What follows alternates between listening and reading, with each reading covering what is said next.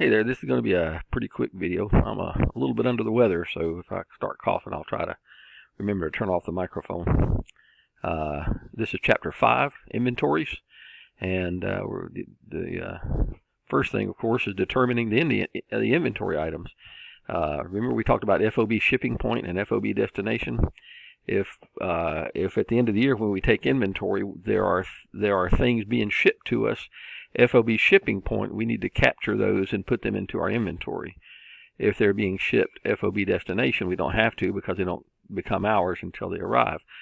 The opposite is true if we have sold stuff. If we have sold stuff FOB destination and it hasn't left our dock yet, it's still, it's going to be ours until, even if it hasn't left the dock, I'm sorry. If we FOB destination and we've sold it, it's going to be ours until it arrives. So we need to capture that and put that in our inventory numbers. If we've sold it FOB shipping point, however, then it's not ours at that point. So goods in transit, FOB shipping point. If we're selling them, they're somebody else's. If we're buying them, they're ours. Opposite for FOB destination. Goods on consignment means stuff that has the seller is just providing a service to sell the product, whatever it is. And if we have goods that have been consigned out, we are the consignor, and the other person is the consignee, the person who's selling it. That inventory is ours, even if though it's in their hands, that's still ours. If somebody has consigned something to us and we are the consignee, then we have to, then that's theirs. We have to remove that from our inventory. Okay, goods that are damaged or obsolete, we remove from our inventory. If they're damaged and still have some value, then we would record them at the net realizable value, which is the price we can sell them for minus whatever cost we're going to have to incur to sell them. And we determine the inventory cost. We'll talk about that in a minute. Inventory controls, we always take a physical count, and most companies take a physical count every year. If you're doing the periodic method, I don't know how you would ever figure out your inventory if you didn't. Here is the quick little question here. It said the master carver of wooden birds operates her business out of a garage. At the end of the current period, she has 17 units on the garage, 3 of which were damaged by water, can't be sold, so there's no value there. So she has another 5 units in her truck ready to deliver to a customer FOB destination, so she owns those until they arrive at the other destination. And then we have another 11 units out on consignment at retail stores. How much does she have to have in inventory? Well, she has to have these 17 units. They're on hand in her garage. 3 of them have been damaged, so let's mark those 3 off. That becomes 17 minus 3, which is 14 units net. She also has a 5 in her truck that need to be delivered to FOB destination. Add those to it, so 17 minus 3 plus 5. Now we're looking at 19 units, and then another 11 units out on consignment. Now she still owns them, so they go into her inventory. 30 units. This guy has he acquires a piece for $1,000 FOB shipping point. He owns it during shipping. Additional cost in obtaining it were $150 for transportation in, $300 for import duties, $100 for insurance during shipment. This is part of the cost of the asset right there. Insurance after it's on my premises is not. $200 for advertising, a $50 gratuity for the delivery person, and $75 for enhanced store lighting. Well, let me just tell you, none of this stuff that has to do with selling or lighting or anything like that is part of the cost of this inventory. The $1,000 cost, the shipping, since it's FOB shipping point, I own it during shipping, or he owns it during shipping. So $1,000 plus $150 for the transportation, $300 for import duty. Now we're at $1,450 plus $100 for insurance during shipment. So I think we should be at $1,550, and that's what they got there. Some more questions. These are quick study questions. When you see QS, they're at 5.1, 5.2, 5.3. We'll give you some more practice on those. Exercise 5.1 and 5.2. The next page talks about cost flow assumptions. There's 3 cost flow assumptions, and one that is not an assumption but specific identification. Specific identification says I know which items specifically I sold, so I can take the cost of those items and put those into my cost of goods sold. The cost of the stuff that I didn't sell, I can put in the inventory.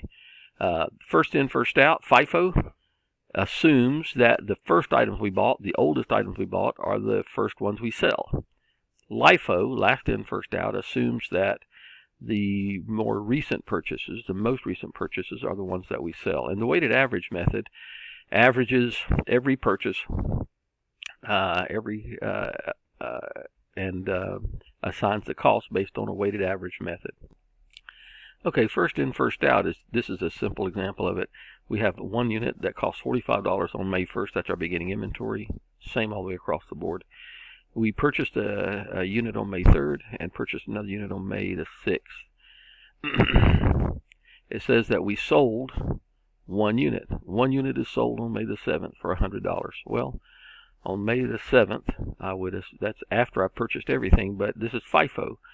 So I could pick any of these, but under FIFO, I assume that the oldest one is sold first. So that's going to be my cost of goods sold, $45. Net sales, the price was $100. Cost of goods sold is $45. Gross profit is $55. My inventory is $135, the remaining two items. Last in, first out assumes that the last unit I purchased is the one I sold. So my cost of goods sold becomes $70. Net sales is the same. Gross profit is $30, and my inventory is $110. It's the sum of these two. And the weighted average method adds up the number of units we have and the total cost of all the things we have, and divides the total cost by the number of units. Gives me the cost per unit, or weighted average cost per unit in this case. So since I have 3 units at these prices, it's $180 total. That's goods available for sale, by the way. Divided by 3 gives me a weighted average cost of $60 a piece. So sold it for $100. I'm going to assign $60 worth of cost. Gross profit is $40. Inventory is $120. Just a quick note here.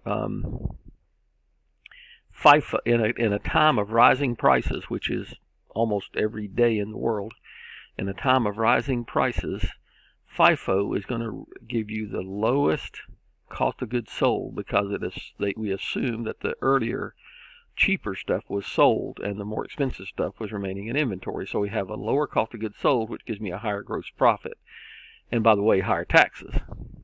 Last in, first out. LIFO assumes the newest stuff was sold and the older stuff is remaining in inventory. So my inventory is lower, but my cost of goods sold is the highest of the 3. And then finally, a weighted average is somewhere in between the two. So always, under rising prices, cost of goods sold is lowest in FIFO, highest in LIFO, and somewhere in the middle under weighted average. Inventory, the remaining inventory at the end of the period, since cost of goods sold is low under FIFO, the ending inventory has to be high, because goods available for sale goes to one of those places, right? Inventory under LIFO is the lowest, because we assume the oldest ones are in there, and inventory under weighted average is somewhere in between. It reverses if you're in a time of lowering prices, which I've only seen like twice in my life, but in that case, the weighted average would still be in the middle, but you would reverse the which one had the highest cost of goods sold. In lowering prices, your more expensive stuff was the oldest stuff, and so FIFO would have the highest cost of goods sold, and LIFO the lowest cost of goods sold. This, as we've talked about before, beginning inventory plus net purchases equals merchandise available for sale, and then this has to go merchandise available for sale has to end up in ending inventory or in cost of goods sold. So these two together equal this. It has to go there. We'll do an illustration later, but this is a good place to stop. Just thought I'd give you a quick start on the chapter, and this is through page 204.